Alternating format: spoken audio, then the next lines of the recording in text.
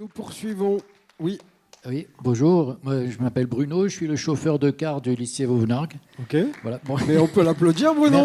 Merci à tous. Merci d'être là, Bruno. Tout le monde peut poser des questions. Merci. On t'écoute, Bruno. Merci beaucoup pour toutes ces... franchement, c'est un vrai bonheur d'être ici. Que pensez-vous de cette fameuse chose qu'on nous présente comme le dernier nec plus ultra de la technologie, de l'avancée humaine, qui est la fameuse IA, l'intelligence artificielle. Et que pensez-vous qu'elle puisse apporter au genre humain, et sur le plan de l'écriture, par exemple? Je me lance, mais en fait, quand ChatGPT est sorti, j'ai voulu voir sur deux, trois choses ce qu'il était capable de produire. Donc moi, c'était la version 3.5. La 4 est moins bien, en fait, parce qu'ils ont mis beaucoup de contraintes pour pas qu'il y ait d'insultes, de discrimination et de terrorisme. Et j'ai du mal à lui faire sortir certaines choses. Mais la 3.5, en fait, je lui ai fait tester des chansons de rap, je lui ai fait tester des fables de La Fontaine. Et en fait, il a inventé des choses alors qui sont très maladroites par moments et très puissantes par d'autres moments, mais c'est hyper inégal. Pour l'instant, c'est balbutiant, mais à la vitesse où ça va, ça peut vite devenir inquiétant, parce que c'est singer le réel et singer la pensée humaine. Et je pense qu'il manquera toujours une dimension.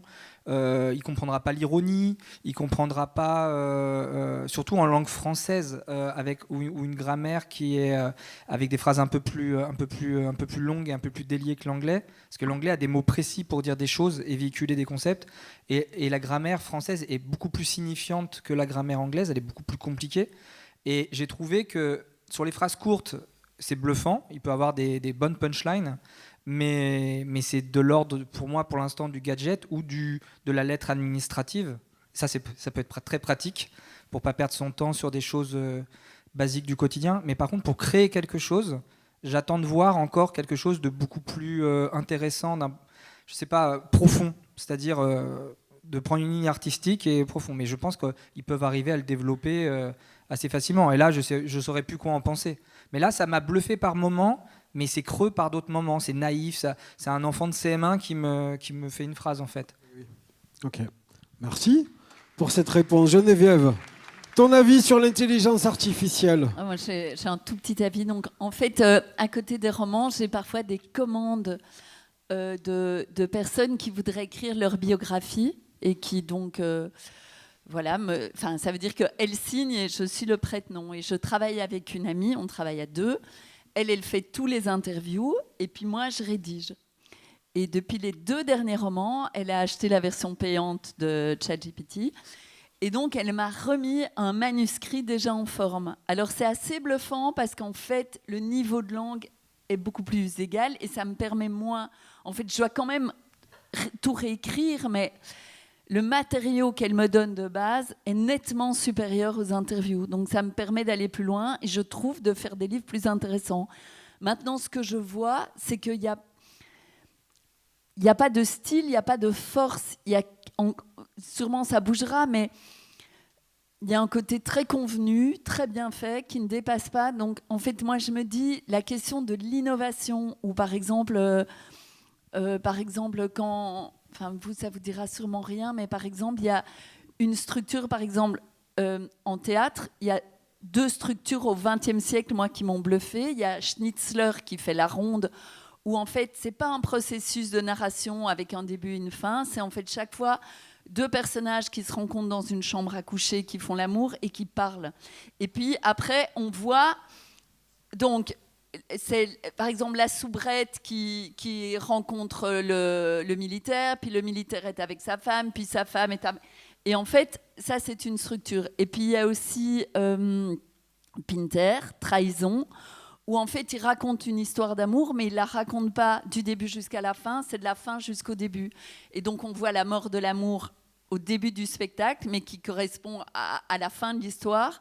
Et puis on remonte et on arrive à la première scène inaugurale où l'homme dit à la femme « Je t'aimerai toujours, tu es mon amour », etc. Et nous, public, on sait que c'est faux puisqu'ils se sont séparés au début. Et ça, je trouve que pour moi, c'est 2 choses majeures. Parce que la structure a complètement changé. C'est 2 très grandes œuvres, je trouve. Et je ne sais pas si ChatGPT peut inventer de nouvelles structures, de nouvelles manières de raconter les histoires. Je crois qu'il peut fonctionner dans les choses existantes très très bien, mais l'innovation, la faille, l'erreur qui parfois nous permet de trouver quelque chose, j'ai l'impression que ça, pour le moment, lui échappe. Alors, je me permets juste de compléter parce que ce que tu dis est totalement vrai, mais même de manière factuelle, pas artistique. C'est que moi, j'aime bien tester les choses. Bon, il y a ChatGPT qui est à disposition. Moi, j'ai la version gratuite, mais la version 4, et là, je vous mets vraiment au défi de tester tout ça, ment. Mais elle ment factuellement. Moi, j'aime bien un auteur de country qui est assez pointu, etc. C'est un jeune qui s'appelle Colter Wall, qui écrit des super chansons. Et je voulais voir s'il y avait une biographie française, si des gens avaient déjà écrit un peu sur lui, parce que mon éditeur publie aussi des livres sur la musique. Et je lui ai demandé une biographie, enfin une bibliographie sur ce chanteur. Il m'en a donné une en français qui est complètement inventée, qui est hyper crédible. Il a inventé des auteurs, il a mis des bons éditeurs, c'est-à-dire il a même mis Le Mot et le Reste, qui n'est pas une maison d'édition très connue, mais qui publie sur la musique, avec l'année 2020, etc. Je suis allé chercher après pour voir où me procurer ces livres. Et en fait, rien n'existe. Donc je lui ai dit, mais tu m'as menti. Alors je lui parle comme un humain. Hein. Et il me dit, ah oui, effectivement, mais je voulais vous faire plaisir. Et en fait, mais c'est hallucinant. C'est qu'ils ont mis des niveaux de satisfaction client hyper élevés pour qu'on soit toujours heureux dans la réponse, pour pas qu'il soit sec. Au lieu de dire, non, il n'y a rien qui existe. Et donc en fait, je pense que, je ne sais pas comment fonctionne l'algorithme, mais il veut nous proposer quelque chose qui fasse vrai. Et c'est complètement fake. Et je lui ai demandé de ne pas recommencer. Et puis après, j'ai testé avec autre chose où je savais qu'il n'y avait pas de livre en français dessus. Il m'en a redonné une. Je lui ai dit, mais tu vas recommencer. Ah, je ne recommencerai plus. Comme un enfant. Et je trouve que ce côté vraiment enfantin, par rapport à tout ce qu'on nous vend, etc., ça fait vraiment peur. Parce que là, il ment sur quelque chose que je peux vérifier. Mais voilà, soyez hyper vigilants. Parce que quand vous allez vouloir travailler avec, etc., vous pouvez avoir des sources soit vraies mais mal interprétées, fausses, inventées, etc. Tout est possible. Donc vérifiez les sources. J'ai donné un cours à l'université et effectivement, on parvenait à piéger. De toute façon, il y a des logiciels qui reconnaissent si c'est fait avec l'intelligence artificielle ou pas, donc on sait avoir un pourcentage. Mais en fait, on piégeait les étudiants, enfin, on repérait les étudiants parce qu'en fait, la référence n'existait pas. Et oui. Grégory, quoi penser de l'intelligence artificielle ? Alors, je vais essayer d'expliquer ce qui n'est pas très clair dans ma tête, mais en gros, ce que je pense, c'est que quand nous créons des livres ou des bandes dessinées ou n'importe quoi d'artistique, on se remet en contact avec quelque chose de nous-mêmes, en fait. Les choses n'arrivent pas par hasard. C'est-à-dire, moi, je m'aperçois que les livres que je fais, après coup, je m'aperçois que ce n'est pas fait par hasard. Ça a un sens par rapport à mon moi profond, à ma conscience. Et en fait, par exemple, les questions qu'on posait tout à l'heure, mais qu'est-ce que ça a fait dans votre famille, le fait d'écrire tel livre ou tel livre ?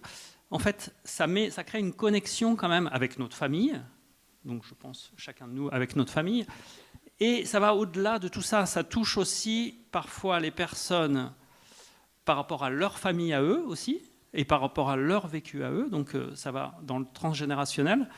Et je pense que ce lien se fait parce que moi j'ai une conscience, nous on a une conscience, et le lecteur a une conscience.